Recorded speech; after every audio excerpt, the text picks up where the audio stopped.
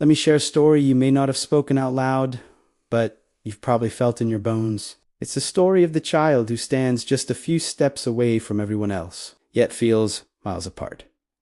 Picture a young kid on a playground. Other children are laughing, shouting, sharing inside jokes. And then there's that one child watching, waiting, wondering. Their fingers twist nervously.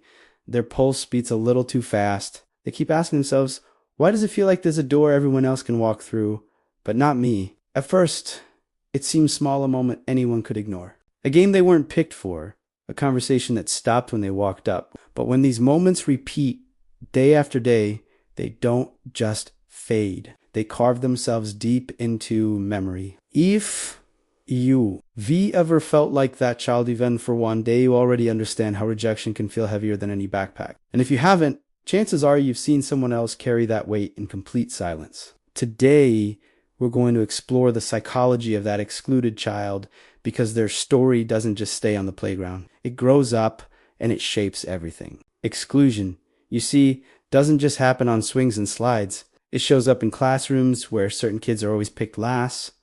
It shows up in families where one child feels unseen. It shows up in offices where new ideas are ignored. And it shows up in entire societies that draw lines between us and them.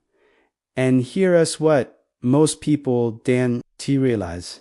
Your brain reacts to social rejection the same way it reacts to physical pain. That's not a metaphor. Neuroscientists have shown that the same regions of the brain that light up when you stub your toe also fire up when you react. A cruel laugh, a cold shoulder, a whispered secreta. Brain reads them as genuine threats to your well-being. To a child trying to understand the world, these moments become mirrors. Every time they are left out, the mirror reflects a distorted image back at them. You don't fit. You're not enough. You shouldn't even try to exclude. A child doesn't just lose a game. They begin to lose the feeling of being visible, of mattering. And that feeling of invisibility is one of the most painful human experiences. Why does it hurt so much? To understand that pain, we have to go back not just to childhood, but deep into human history. For most of our existence as a species, being part of a group meant survival. Our ancestors depended on the tribe for food, for protection from predators, for shelter. Being part of the group was life. Being cast out, being left out, meant almost certain death. It was the ultimate danger. So even today in our modern world, when a child is excluded at school, their nervous system doesn't know the difference. It reacts as if their very survival is at stake. Their body floods with the stress hormone cortisol. Their heart rate increases. Their mind goes on high alert, constantly scanning for more signs of rejection. And slowly, a devastating pattern begins to form. They start preparing for exclusion even before it happens. They learn to anticipate it.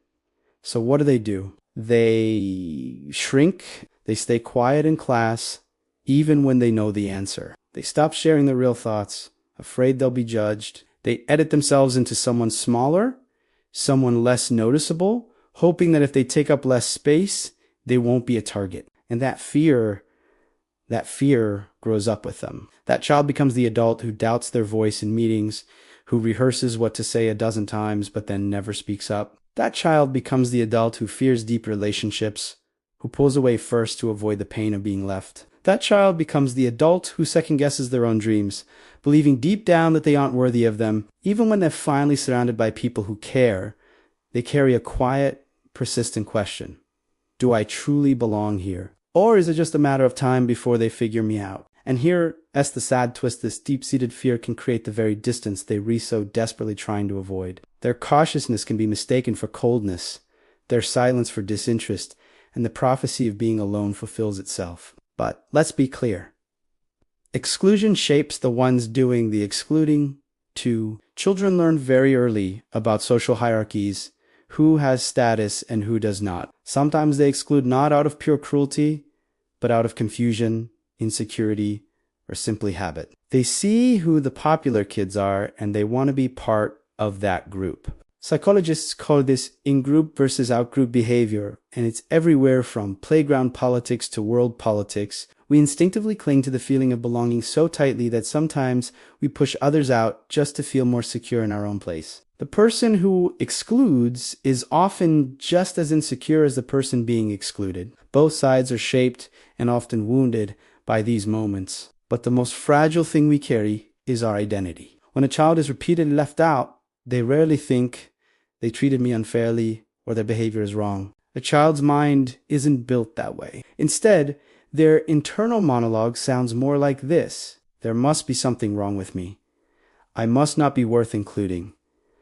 That's the core wound, and that belief, once it takes root, can last a lifetime. It is not the single moment of exclusion that hurts the most, it is the story we tell ourselves about it afterward. A story that says, I am unlovable, I am invisible, I don't belong. But here's the paradox, and it's a powerful one. Many of the most remarkable thinkers, artists, inventors, and leaders throughout history were once that excluded child. Standing on the outside gives you a different perspective. You're not caught up in the group think. You see the patterns that others miss. You observe human nature with a clarity that those on the inside can't access. You feel mori, so you understand more deeply. The pain of being on the sidelines, when transformed, can become profound insight. No, exclusion is never good. The experience itself is damaging, but healing from it can produce an extraordinary, resilient, and empathetic kind of strength. So, how does healing begin? It begins with one fundamental realization.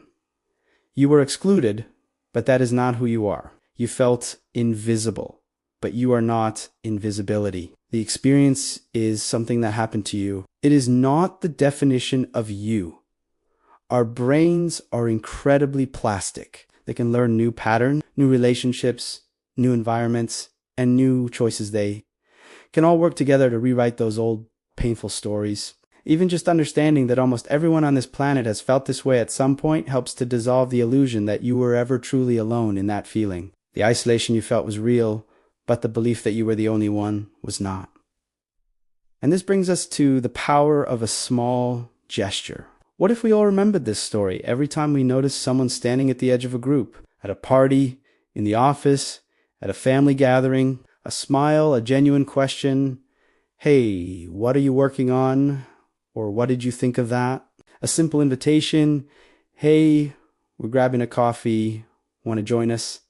To you, it might feel like nothing. A tiny, insignificant action. But to them, it might feel like sunlight after years of clouds. Research shows that even the smallest, most fleeting signs of inclusion can transform a person's confidence, their performance, and their emotional well-being. Inclusion isn't just about being kind. It is a form of power, the power to change someone's reality in an instant. The larger message here is that every child learns about belonging not just from their peers, but from the adults in their lives. A parent who is always distracted by their phone, a teacher who is too busy to notice the quiet student in the back, a family that never talks about feelings these quiet forms of exclusion shape identity but the story doesn't have to stay the same. Because if exclusion can shape a life, then inclusion can reshape it. One moment of recognition can break a pattern. One broken pattern can change a life. Ultimately, to be excluded is to face a deeply human fear. But in that fear, a universal longing is revealed.